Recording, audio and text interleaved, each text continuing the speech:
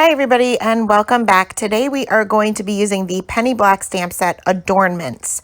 Today's theme is underpainting, which is something I typically do with distress oxides or distress inks along with alcohol markers. Today I'm going to totally switch that up. So this is a pretty solid image. It's obviously a red rubber stamp.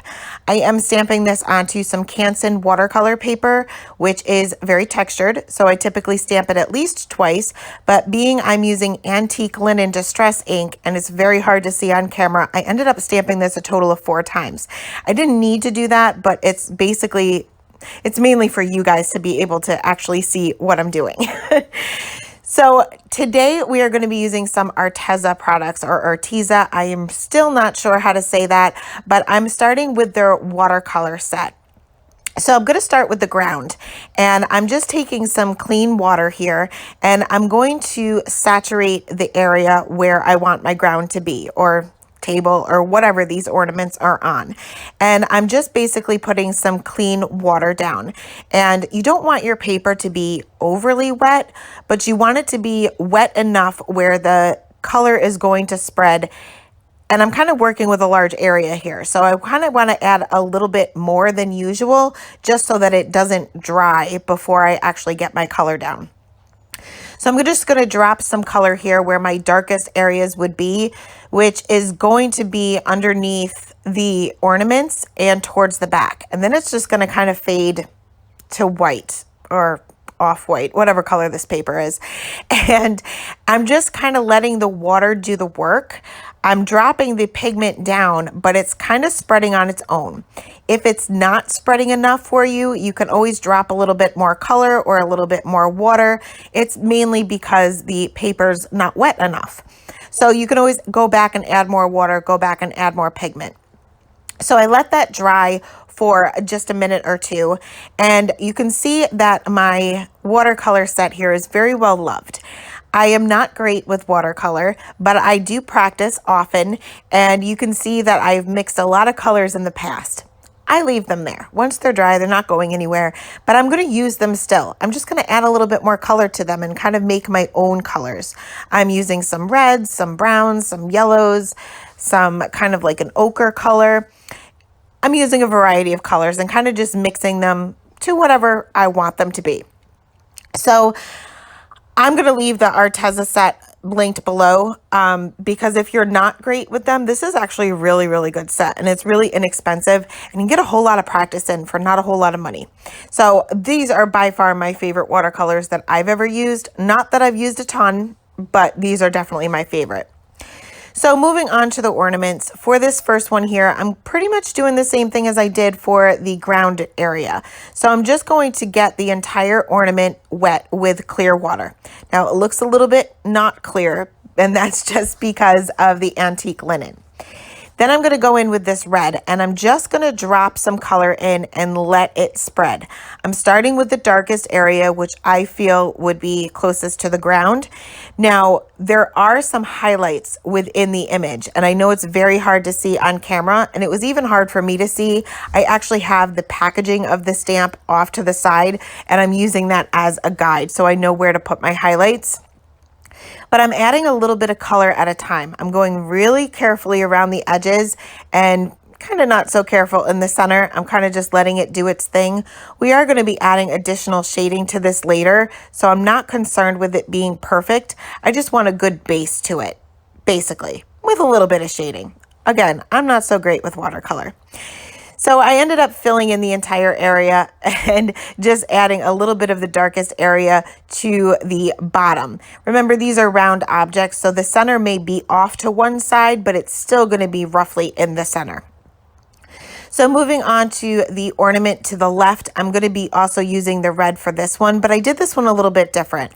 I am adding my clean water first, but where the highlight area is within the stamped image, I'm not putting any water. I'm basically just going around that highlight area. But then I can go in and drop my color. Again, this is just going to spread as far as the water is. So that area that I left without water, no color is going to get there. It's not going to spread to that area because it's dry.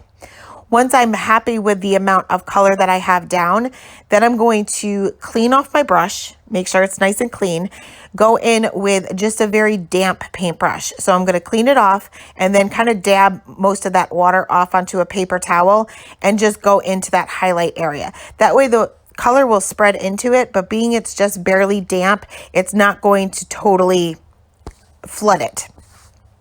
So I let these dry completely because we're going to move on to this middle ornament, and I'm going to use kind of like a golden yellow that I kind of just created with a couple of different colors, but I wanted to make sure that the ornament directly next to it was completely dry before I do this. If it's not dry, remember pigment is going to spread wherever the paper is wet. So if that was still wet and I added water directly next to it, that red would have spread right into this yellowish golden ornament.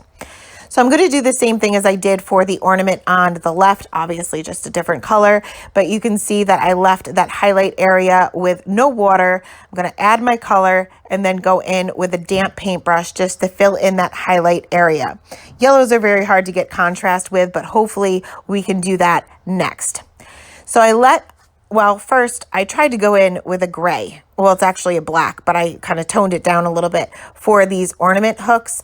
But the brush I was using was just not fine enough and it wasn't really working. So while it was still wet, I just dabbed that up with a paper towel and nobody will ever know that I made that mistake. So I let the panel dry completely, and then we're going to go in with the colored pencils, and I'm going to add even more shadows with the colored pencils. Again, not a medium that I'm really comfortable with, but I figured I'm mixing watercolor, which I'm not good at, and pencils, which I'm not good at, and hopefully we'll get a card that's at least halfway decent to send out. So you can see that I'm holding the pencil pretty far up. I'm not too close to the tip, and this allows me to go in with very, very light pressure. If I hold it closer to the tip, odds are I'm going to press a little bit too hard. So I'm working in circular motions here, and I'm going in the darkest areas. And again, I'm using very light pressure, but as I move towards the center or I move towards that highlight area, I'm adding even less pressure. By the time I get to that highlight, I'm barely touching the paper. You can barely see the color showing up, and that's what I want. I want it to kind of fade out to nothing. So I'm adding light pressure, lighter pressure, and no pressure. So it takes a little bit of practice, but as long as you hold the pencil up a little bit further, as long as you're still able to maintain control of it, you should be good to go. I'm going to do the same thing with this other ornament, the other red ornament. Again, just adding a little bit heavy pressure where the darkest areas are. And I don't even want to say heavy pressure. It's still light, but it's certainly a lot heavier than I am as I get towards the middle. But we have a pretty strong highlight there already, because remember we painted this one just a little bit different. So I'm not too concerned about maintaining that because I'm not going to go that far. Now you can see that I have a little bit of a harsh line off to the left-hand side, which we sometimes get with watercolors, especially if we use too much water. So in order to kind of get rid of that, I'm just going to add a little bit more of a shadow there. I'm just going to press a little bit harder with my pencil and kind of tone that down a little bit, and it will be a little bit less noticeable. So moving on to this golden ornament here, I'm going to bring out a different color, but I'm going to do the same exact thing. I am going to add a little bit of a shadow where this ornament is behind the other, but I'm pretty much doing the same thing.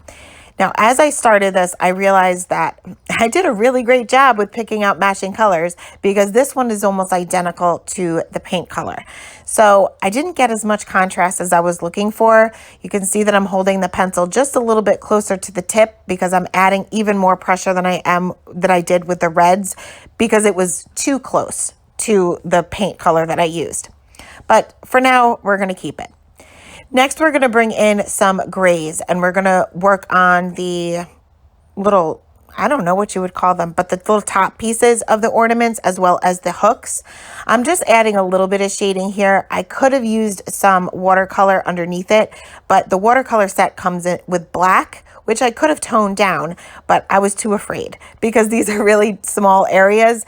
And again, I'm not too comfortable with the watercolor. So I figured I would do all of these areas with just the pencils. So I'm only using 2 different color grays here, and I'm going to use the darkest gray just to go over the hook itself. Now I kind of lost the hook because remember we used the antique linen when we stamped, which is a water-based ink. So as I painted over it, I lost those lines, which is the whole point of using it, but I still lost the lines of the hook. So again, I'm just referring back to the packaging of the stamp set itself to guide me as far as where they need to be. Now you can do a whole lot of shading on this. I didn't. I kept it nice and simple. There are quite a few grays in the colored pencil set. Again, these, I'm not an expert when it comes to colored pencils. I do have the polychromos, which I absolutely love. I did, for a very short time, have the Prismacolor. I think I still have them actually, but I rarely use them. Once I started using the polychromos, I fell in love with them. These are nothing like the polychromos. I would say they're more similar to the Prismacolor. They're not bad. They're great to practice on, and they're really inexpensive. So again, I will link that below. So I'm just finishing up with this last little topper piece, I guess you could call it, and the little hook, again, just referencing that packaging so I know where to place that hook. So once all of this was complete, the background was just a little bit too blah for me. And I love clean and simple, but this was a little bit too blah. I think it was because there was really no pattern to these ornaments. So I ended up adding some spatters, and I'm just taking some of that leftover paint that I still have on my palette, and I'm just spattering it. And this will give a little bit of color to the background. It will tone down. Right now it looks a little bit crazy, but as it dries, it will tone down a little bit.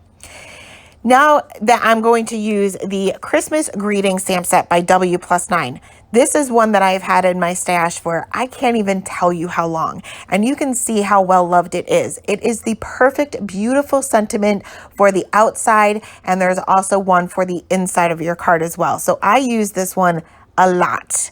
I was going to use an acrylic block for this, and then my brain kicked in and said, this is textured cardstock. This is textured paper, and typically you do need to stamp it twice to get a really good impression. So I brought back out my Misty, or my mini Misty, and I stamped this out 2 times with the lipstick red ink by Simon Says Stamp, right there in the upper left-hand corner. And obviously you did see me trim down the panel just by 1/4 of an inch. So I took a little bit off the top and a little bit off the bottom and both of the sides.